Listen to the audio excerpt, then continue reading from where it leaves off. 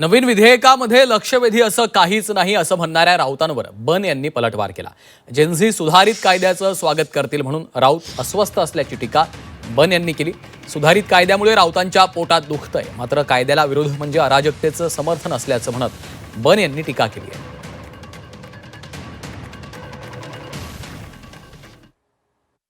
नवीन विधेयकात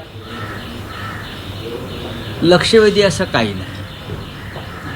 पेपर फोडणाऱ्याला पूर्वी 1 वर्ष शिक्षा होती, ती 10 वर्ष केली, फक्त आकडे बदलले। 1 कोटी रुपये दंड होता, तो 10 कोटी केला, फक्त आकडे बदलले।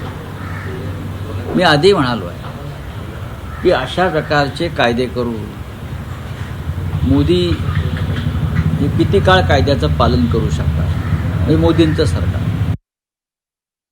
परीक्षेसाठी कडक कायदा करण्याची भूमिका मोदी सरकारनं घेतल्यानंतर संजय राऊतांच्या मात्र पोटामध्ये दुखतंय।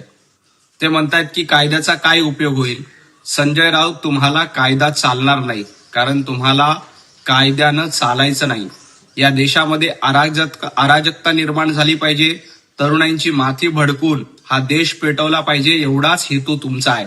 त्यामुळं असा कायदा आल्यानंतर तरुणाई त्यांचं स्वागत करेल हे तुम्हाला नकोय। परंतु एक लक्षात घ्या, पंतप्रधान नरेंद्र मोदीजींच्या पाठीशी संपूर्ण देश उभा आहे आणि परीक्षेतल्या घोटाळ्याला रोखण्यासाठी हा कायदा आल्यानंतर तरुणाई आणि जेनझी देखील त्याचं स्वागत करेल। त्यामुळेच तुमची ही पोटदुखी सुरू आहे।